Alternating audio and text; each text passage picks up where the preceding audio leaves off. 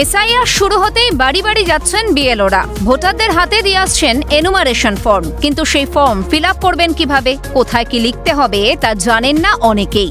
তাই কোনোভাবেই যাতে সাধারণ মানুষকে কোনো অসুবিধার সম্মুখীন হতে না হয় তার জন্য মেদিনীপুর পুরসভার চেয়ারম্যান সৌমেন খানের উদ্যোগে খোলা হলো সহায়তা শিবির।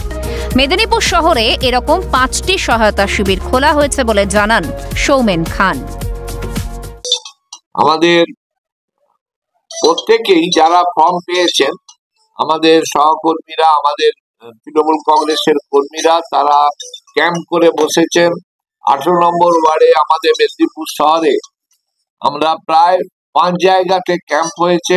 মেদিনীপুর শহরের কাউন্সিলররা প্রতিটি ওয়ার্ডে, প্রতিটি বুথেই তারা ক্যাম্প করেছেন, বিএলওদের সাথে ঘুরে ঘুরে ফর্ম দিচ্ছেন এবং যারা ঠিক ফিল আপ করতে পারছেন না, আমাদের কর্মীরা তারা ক্যাম্পে ফিল আপ করে দিয়ে দিচ্ছেন এবং তারপরে তারা বাড়িতে যেয়ে আমাদের বিএলওরা কালেকশন করছেন। প্রতিদিনই বহু মানুষ আসছেন এই সহায়তা শিবিরে। সহযোগিতার হাত বাড়িয়ে দিয়ে ফর্ম ফিল আপে সাহায্য করছেন তৃণমূলের নেতা কর্মীরা। পরবর্তীতে ভোটারদের বাড়ি বাড়ি গিয়ে সেই ফর্ম সংগ্রহ করছেন বিএলওরা।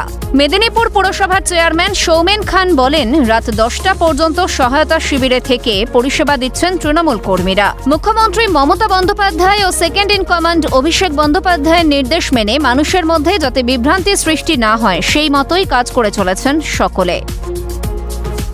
আমাদের প্রতিটি ক্যাম্পেই এত মানুষ তারা আসছেন, আমাদের কর্মীরা তৃণমূল কংগ্রেসের, তারা প্রত্যেকেই নিষ্ঠার সাথে ফর্মগুলো ফিল আপ করে দিচ্ছেন। আজকে যেমন আমাদের পালবাড়ি এলাকায়, এখানে আমাদের প্রফেসর গণেশ দোষ, আমাদের আছে সুরজিৎ দলুই, আছে সঞ্জয় বর্মন সহ আরো এই ক্যাম্পে আমাদের বহু মানুষ তারা এখানে আসছেন। আমাদের কর্মীদের সাহায্য নিয়ে তারা ফর্মটা ফিল আপ করছেন, তারপরে তারা ফর্মটা নিয়ে বাড়ি চলে যাচ্ছেন। বিএলও সেখান থেকে বাড়ি বাড়ি সেগুলো কালেকশন করছেন।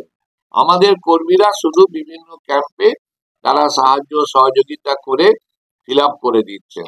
একটু আগে আরেকটি বুথে, সেখানে আমাদের দুর্গাপদ দলুই মাস্টারমশাই, নির্মল পাল, ডাক্তার নির্মল পাল, আমাদের অভিজিৎ শুকুল, তারা সবাই মিলে থেকে ফর্ম ফিল আপ করে দিচ্ছে। গোটা শহরেই আমাদের কাউন্সিলররা তারা ক্যাম্প করে করে রাত্রি 10টা পর্যন্ত বসে তারা বিভিন্ন মানুষকে সহযোগিতা দিচ্ছেন।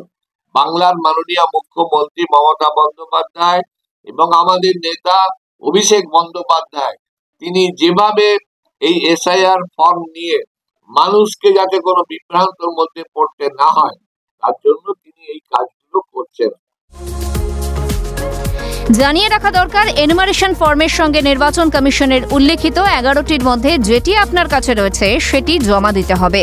2002 সালের এবং 2025 সালের ভোটার তালিকায় যাদের নাম রয়েছে তাদের নথির কোনো প্রয়োজন নেই। তবে এসআইআর প্রক্রিয়া শেষ না হওয়া পর্যন্ত বাংলার মানুষের যে স্বস্তি নেই তা বলাই যায়। তবে মেদিনীপুর পুরসভার চেয়ারম্যান সৌমেন খানের উদ্যোগকে সাধুবাদ জানাচ্ছেন দলের শীর্ষ নেতৃত্ব থেকে জেলাবাসী। অভিষেক চক্রবর্তী রিপোর্ট, ক্যালকাটা নিউজ।